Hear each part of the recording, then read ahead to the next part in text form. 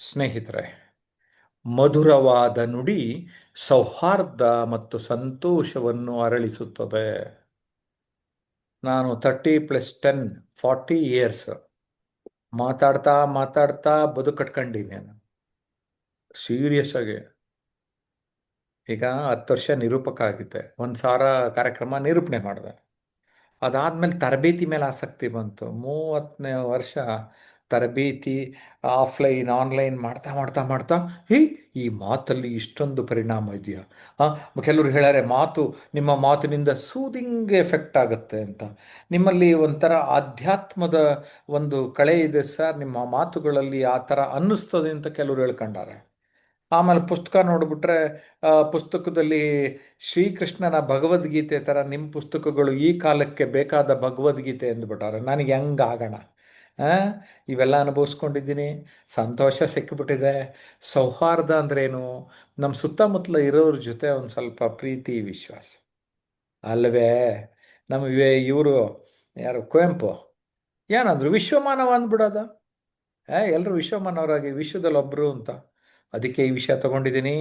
ಮಧುರವಾದ ನುಡಿ ಸೌಹಾರ್ದ ಮತ್ತು ಸಂತೋಷವನ್ನು ಅರಳಿಸುತ್ತದೆ.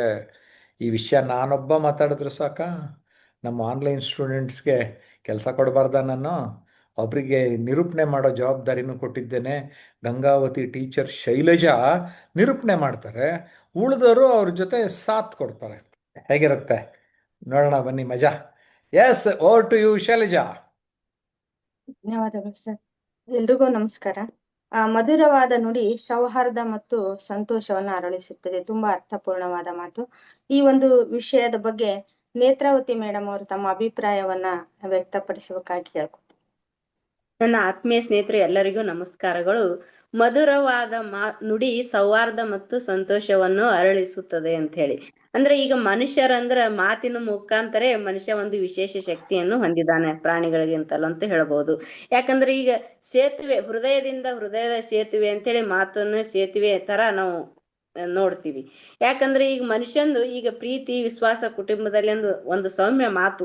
ಮನುಷ್ಯಂದು ಒಂದು ಕುಟುಂಬ ಚೆನ್ನಾಗಿರ್ಬೇಕಾದ್ರೆ ಮತ್ತ ಸಹೋದರ ಸಹೋದರಿಯರ ನಡುವೆ, ಮಕ್ಕಳ ನಡುವೆ, ಪತಿ ಪತ್ನಿಯರ ನಡುವೆ ಒಂದು ಏನು ಸೌಮ್ಯವಾದ ಒಂದು ಮಾತು ಇತ್ತಂದ್ರೆ, ಒಂದು ಕವಿತೆ ರೂಪದಾಗ ಹೇಳ್ಬೇಕಂದ್ರ, ಮಾತು ಮೃದುವಾಗಿರಲಿ, ಭಾವ ಸತ್ಯವಾಗಿರಲಿ, ಮಧುರ ನುಡಿ ಇದ್ದಲ್ಲಿ ಸೌಹಾರ್ದವೂ ಅರಳುತ್ತದೆ, ಸಂತೋಷವು ತಾನಾಗಿಯೇ ಹೂ ಬಿಡುತ್ತದೆ ಅಂತ ಹೇಳಿ. ಧನ್ಯವಾದಗಳು ಮೇಡಮ್ ಅವಕಾಶ. ತುಂಬಾ ಚೆನ್ನಾಗಿ ಹೇಳಿದ್ರು ಮೇಡಮ್. ಮಾತು ಮನಸ್ಸುಗಳ ನಡುವೆ ಸೇತುವೆ ಅಂತ. ಧನ್ಯವಾದಗಳು. ಅನಿತಾ ಮೇಡಮ್, ಈ ವಿಷಯದ ಬಗ್ಗೆ ತಮ್ಮ ಅಭಿಪ್ರಾಯವನ್ನು ತಿಳಿಸಿ. ನಮಸ್ತೆ, ಎಲ್ಲರಿಗೂ ನಮಸ್ತೆ. ಮಧುರವಾದ ನುಡಿ ಸೌಹಾರ್ದ ಮತ್ತು ಸಂತೋಷವನ್ನು ಅರಳಿಸುತ್ತದೆ. ಮಧುರವಾದ ನುಡಿ ಅಂತಂದ್ರೆ ಸಂಗೀತ ತರ ಮಾತಾಡೋದಲ್ಲ. ನಾವು ಮಾತಾಡೋ ಮಾತು ಮತ್ತೊಬ್ಬರಿಗೆ ಅಂದ್ರೆ ನೋವಾಗದಿರೋ ತರ, ಮತ್ತೊಬ್ರನ್ನ ಅರ್ಥ ಮಾಡ್ಕೊಳ್ಳೋ ತರ ಮಾತಾಡ್ಬೇಕು. ಇವಾಗ ಮಾತು ನಾವ್ ಹೇಗ್ ಬೇಕಾದ್ರೂ ಬಳಸ್ಕೋಬಹುದು. ಮಾತು ಮುತ್ತು ಅಂತಾರೆ, ಮಾತು ಮೃತ್ಯು ಕೂಡ ಆಗುತ್ತೆ. ನಾವ್ ಅದನ್ನ ಯಾವ ತರ ಬಳಸ್ಕೋತೀವಿ ಅನ್ನೋದ್ರ ಮೇಲೆ ಡಿಪೆಂಡ್ ಆಗುತ್ತೆ. ಇವಾಗ ವಿವೇಕಾನಂದರು ಚಿಕಾಗೋದಲ್ಲಿ ಭಾಷಣ ಮಾಡ್ಬೇಕಾದ್ರೆ ಅವ್ರು ಮಾಡಿದ ಒಂದೇ ಒಂದು ಮಾತಿನಿಂದ ವಿಶ್ವವಿಖ್ಯಾತಿ ಪಡ್ಕೊಂಡ್ರವ್ರು. ಹಾಗೆ ನಾವ್ ಯಾವ ರೀತಿ ನಾವು ಮಾತಾಡ್ತೀವಿ, ನಾವು ಬೇರೆಯವ್ರ ಬಗ್ಗೆ ನಾವ್ ಯಾವ ರೀತಿ ಧೋರಣೆ ಮಾಡ್ತೀವಿ ಅನ್ನೋದ್ರ ಮೇಲೆ ನಮ್ಮ ವ್ಯಕ್ತಿತ್ವ ಇದಾಗತ್ತೆ.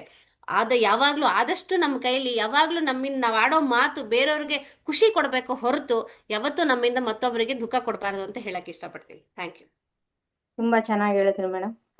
ಮಾತು ಮೃತ್ಯು, ಮಾತೆ ಮುತ್ತು ಅಂತ. ಈ ವಿಷಯದ ಬಗ್ಗೆ ನವೀನ್ ಸರ್ ತಮ್ಮ ಅಭಿಪ್ರಾಯವನ್ನ ತಿಳಿಸಿ.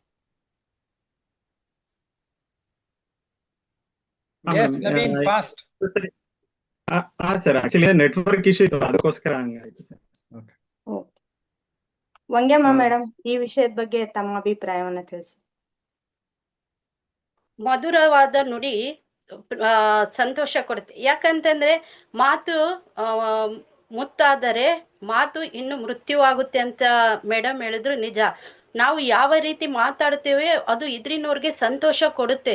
ಹಾಗಾಗಿ ನಾವು ಮಾತಾಡುವ ಮಾತು ನಮ್ಮ ವ್ಯಕ್ತಿತ್ವನು ರೂಪಿಸಿಕೊಳ್ಳಬಹುದು ನಾವು ಅಂತ ಹೇಳಕ್ ಇಷ್ಟಪಡ್ತೀನಿ ಮ್ಯಾಮ್. ಧನ್ಯವಾದ. ಧನ್ಯವಾದಗಳು ಮೇಡಮ್. ಹಾಗೆ ಮಂಜುಳಾ ಮೇಡಮ್, ಈ ವಿಷಯದ ಬಗ್ಗೆ ತಮ್ಮ ಅಭಿಪ್ರಾಯವನ್ನು ಸಹ ತಿಳಿಸಿ. ಅನ್ಮ್ಯೂಟ್. ನಮಸ್ಕಾರ ಮೇಡಮ್. ಒಂದು ಕವಿ ನುಡಿ ಇದೆ, ಮೌನ ಮೊಗ್ಗೆ ನುಡಿದು ಮಾತರಳಿ ಬರಲಿ, 3 ದಿನದ ಬಾಳು ಮಗಮಗಿಸುತ್ತಿರಲಿ ಅಂತ.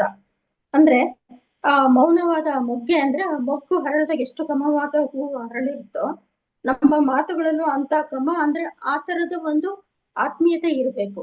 ಆಗಿದ್ದಾಗ ಮಾತ್ರ ನಾವು ಇನ್ನೊಬ್ಬರ ಜೊತೆಗೆ ಸೌಹಾರ್ದವಾಗಿ ನಡ್ಕೊಳ್ಳಿಕ್ ಸಾಧ್ಯ ಮತ್ತು ಸಂತೋಷವನ್ನು ಹಂಚಲಿಕ್ ಸಾಧ್ಯ. ಹಾಗಾಗಿ ನಮ್ಮ ಮಾತಿನ ಮೇಲೇನೆ ನಮ್ಮ ವ್ಯಕ್ತಿತ್ವ ಕೂಡ ನಿರ್ಧಾರ ಆಗಿರುತ್ತೆ. ನಾವು ಎಲ್ಲರ ಜೊತೆಗೂ ಚೆನ್ನಾಗಿರ್ಬೇಕು ಅಂತಂದ್ರೆ ಸೌಹಾರ್ದಯುತವಾಗಿ ನಡ್ಕೋಬೇಕು ಅನ್ನೋದು ನನ್ನ ಮಾತಿನ ಅರ್ಥ. Thank you.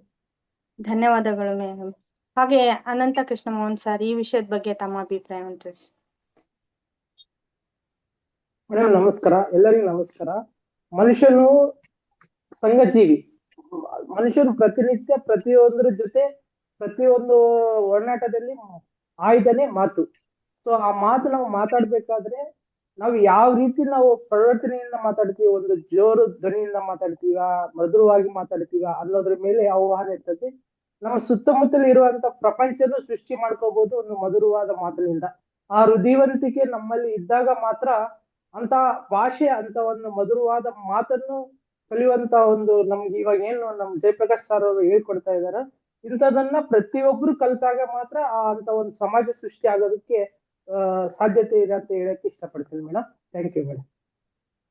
ಧನ್ಯವಾದಗಳು ಸರ್. ನೋಡಿದ್ರಲ್ಲ ವೀಕ್ಷಕರೇ, ಇದುವರೆಗೂ ನಮ್ಮೆಲ್ಲ ಸ್ನೇಹಿತರು ಮಾತಿನ ಮಹತ್ವವನ್ನ ಎಷ್ಟು ಚೆನ್ನಾಗಿ ಹೇಳಿದ್ರಂತ.